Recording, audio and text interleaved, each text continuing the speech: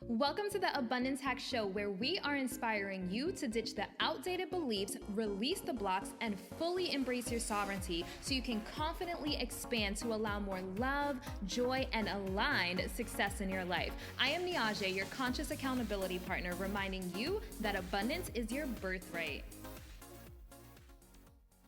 Hey M&Ms, thank you for tuning in to the Abundance Hack Show. What are you manifesting in your life today? I am super excited about today's episode. We have Heather Radke, and she helps people ignite their inner spark. And she does it with flower essence elixirs and breath work, and she does some sound healing, all the beautiful, yummy things. So I'm so excited to dive into her story. So before we get started, I want to ask you, what does abundance mean to you? Oh, good question. Abundance for me means, it's love. It really just boils down to love, and love of, it doesn't have to be things, it can be love of nature and love of health and love of people and family and friends, and you know, the things are nice too, but for me, it's all love. I love that. Thank you. So tell us your story. Who is Heather Radke? Oh goodness. Well, I'm a mom and wife. I have two boys. They're 25 and 21. And for a long time, that was my world. And then we had a health crisis. We had some toxic mold in our house. And it was really devastating. So that was about in 2005, 2006. And it just really took me on this health journey of just completely hit a wall. And so I was looking for things to help me with my journey. And in 2010, I became a certified natural health professional and discovered flower essences. And that was kind of where my journey started with that. Just really tapping into the beauty and the magic of them. I love it. So if someone has no idea what flower essence is, how would you explain it? Okay. So flower essences are the energetic imprint of a flower, plant, or rock material. So with essential oils, they're volatile and you can smell them and you can touch them and you can taste some essential oils. But flowers are just energy. So they bring out of balance emotions gently back into balance. The type of flower essence that I use is from Dr. Bach. And so he was a 1930s homeopath, and he discovered what we all know, nature heals. And so every flower in the 38 flowers that I use has the capability to bring an out of balance emotion back into balance. Very gently, it's vibration, it's energetics, and it doesn't interfere with any medications or anything that we do. So they're magical, they're perfect. That is amazing. Thank you. And so what was your first elixir that you created? Oh, that's a good question. So in 2010, when I first started diving into coaching and helping people with their health journey, my son, who was 10 at the time, was diagnosed with severe OCD. And we were really struggling with what to do and how to help him. And it wasn't things like opening a door or things like that. He just had really severe fears and anxiety, and so we did like behavior therapy where you go and like face your fears. For him at that time, it was smoking was really scary for him, so being around smoke. So we would go to All Children's and sit with this doctor, and Brian would have to sit on a bench with someone smoking, and it was just like kind of crazy. And it just wasn't really working for us. And so at that time, when I was in school, I had a teacher tell me about flower essences, and she's like, your son needs crabapple. And I'm like, really? Like, what is like, okay. So she told me what to do, and crabapple really helps with OCD tendencies, perfectionism. Even as adults, some of us can be house proud. Like, we don't want to answer the door if the house isn't perfect. So those perfection tendencies. And so I made him a blend, and in 3 days he was a different kid. Wow. To the point of being misdiagnosed. And so I was like, there has to be something deeper here. And so that was the first blend that I made, one flower for my 10-year-old. Wow. Changed his life and mine. That is amazing. And I feel like anxiety is at an all-time high right now. Yeah. There's a lot of stress, a lot of anxiety. So this is something that people can take that's not them like medicating like antidepressants or like there's so many different medications. So this is all natural. Yes, all natural. And you're right. I mean, everything's at an all-time high. Fear, anxiety, mental illness, loneliness, addiction. I mean, everything is just sort of inspiring for the last year, and people really don't know what to do, and they really can implement holistic remedies and things in their life, breath work, sound healing, all of us angels that are trying to help shift humanity and bring them back to their truth. There are things that they can do to help them. Yeah, I love it. So besides anxiety or OCD, what are some other things that you've helped people manage or navigate? Yeah, so really any emotion. I think everybody has some form of trauma in their life. And so whether or not we acknowledge it, at some point it may bubble up. And trauma can be different for different people. So I think when people hear the word trauma, they think, sexual trauma or physical abuse or mental abuse. But trauma for an 8-year-old could be getting pushed out of line or getting told that they're different because of their hair or their skin color or anything. Those are impressionable things for us as children. And so I help people when they come to see me, I help them rediscover. We go into that inner child a lot of times and rediscover what is lurking that's holding them back today. Does that make sense? Yeah, of course. We talk about trauma a lot, and we talk about, well, I used to say trauma with a big T or trauma with a little t, and I'm actually doing a trauma-informed program right now that says you shouldn't say trauma with a little t because you're minimizing someone's experience. And as small as it could be to one person, it may not be small to the next person. And it could be something small like saying an answer in front of your class in elementary school and getting it wrong and someone laughing at you. 100%. And that creates a fear of speaking in public. So not minimizing trauma and just honoring whatever someone's going through and being able to pull them out of that. Absolutely. So how do you intertwine breath work with what you do? So in my private sessions, when people come and see me, we have like a little interview process where we just talk about what's going on in their lives. All of my sessions are sort of divinely guided, so every session is different. What is the common thread with all sessions is I do create a custom flower elixir for them. So they leave with something that they can take for a month. So what I weave into the session is different for everybody. So some people I just teach box breathing, like watching bodies and seeing that someone might be breathing up here, or they're breathing into their neck. So I just help them with like how to breathe in the car. I mean, we all have time in our car. So it could be something simple like box breathing. But when I get them on the table, other things might come up. So we might just do some deeper breath work and using sound and essential oils. And so every session's different. So some of it's a little deeper and some of it is just getting people aware of, obviously we're all breathing, but aware of breath and how we tense up when we're stressed and we tense up when we're holding something in and not using our voice. Yes, I love it. And do you do sessions online as well? Or I do. Okay, I awesome. do. I have a lot of clients all over, which is really great. It's a little bit harder to convey sound. I'm sure you know this with the singing bowls. It comes across, but it's not the same as the vibration that they get in person. But yeah, I'm able to help a lot of people on their journey, just Zoom. I mean, it's just been this whole pandemic thing and pivoting my business to be able to help more people, not just people here in our area. So what about like someone that has had severe trauma? So something that could be like a death in a family, a car accident, any kind of physical or verbal abuse. How can Flower Essence help with that? Oh, well, I always like to piggyback flower essences. If somebody really needs therapy, I always want them to see a licensed professional for that. That's really important to me because I believe that talk therapy really does help us process a lot. But as an added bonus and benefit, the flower essences are so gentle. And so sometimes somebody will come to me with a trauma, but it's really not that trauma. That's the first thing. So we sort of like peel back layers and see where they're at. And they just gently come in, and the vibration, the love, and the light from the flower essences. I know it sounds hokey pokey, but like my audience loves it.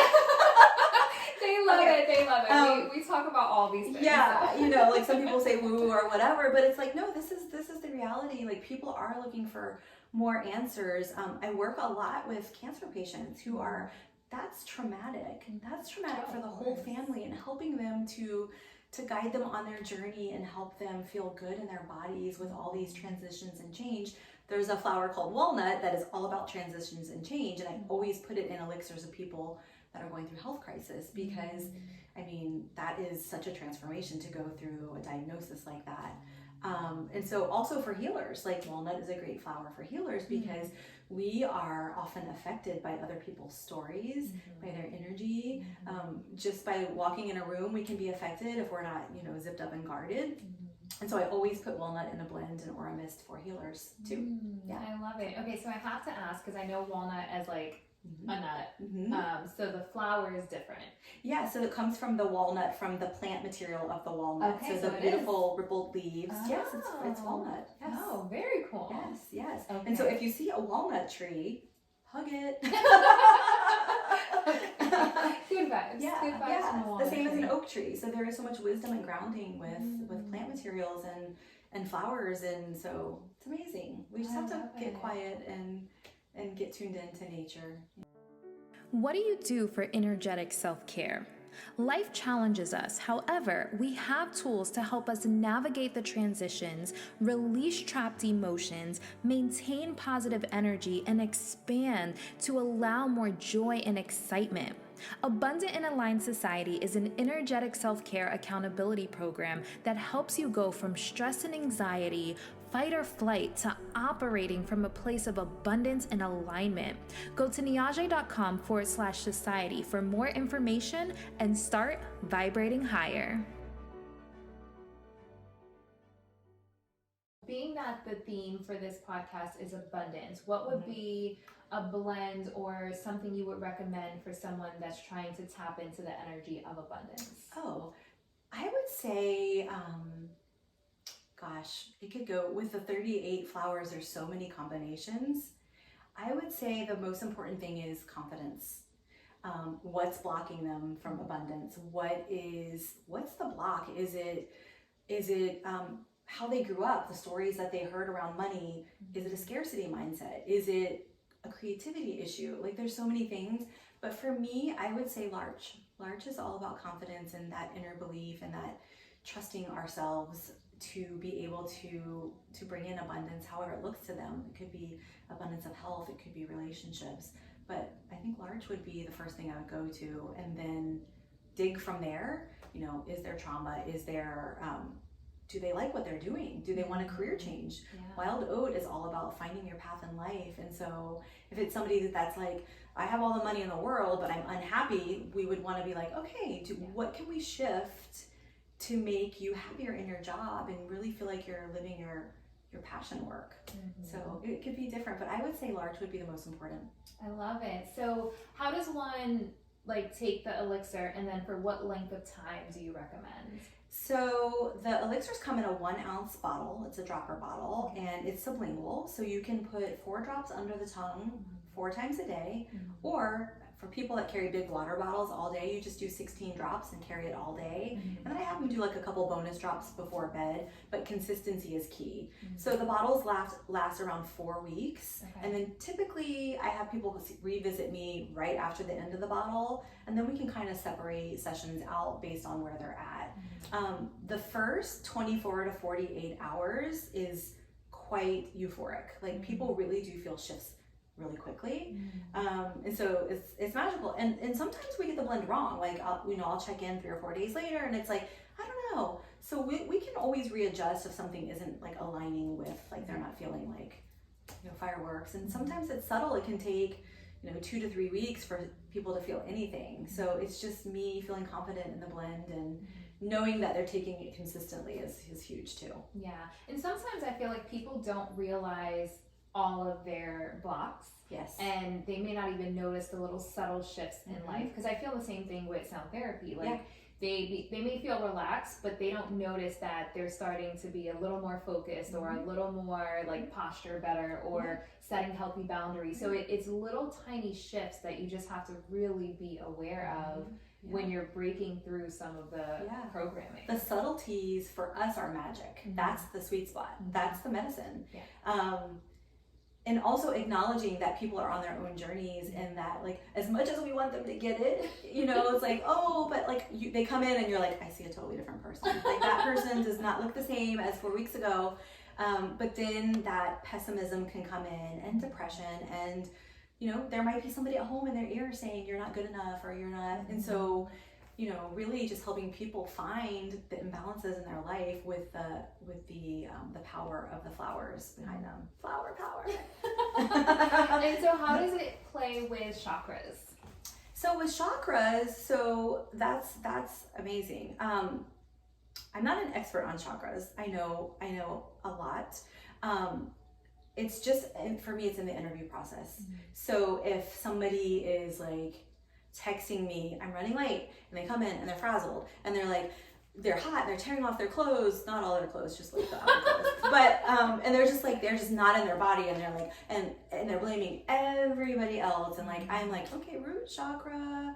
So even like putting a couple drops of our rescue remedy in, or like a calming essence, and being like, here, take a couple sips, and just like we did before, just taking a minute to get grounded.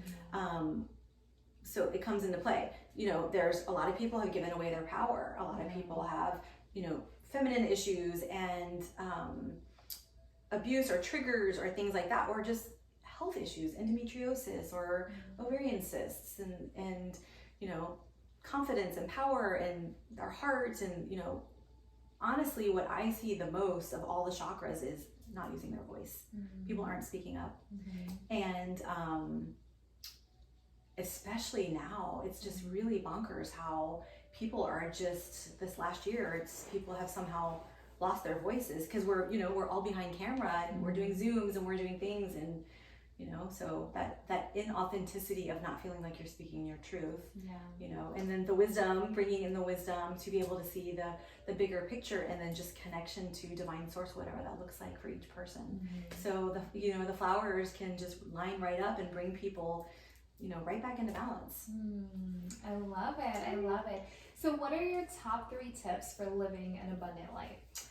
My top 3 tips would be: find your passion, get outside, and welcome abundance, welcome whatever that looks like. Just be open. And again, that comes to welcoming, it's coming to self-love. Really loving yourself, and not the stories that everybody else tells you about who you should be. So that would be my top 3. I love it. So where can people find you online? So online, I am HeatherRadkeHolistics.com. I'm also on Instagram there. Yeah. And then you have a new breathwork page, right? Yes. Well, we're adding the page to my personal website. I have a breathwork partner.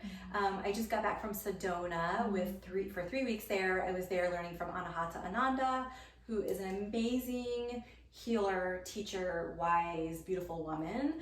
And so we'll be bringing breathwork to Tampa and St. Pete in the form of ceremonies, and we can also do private sessions.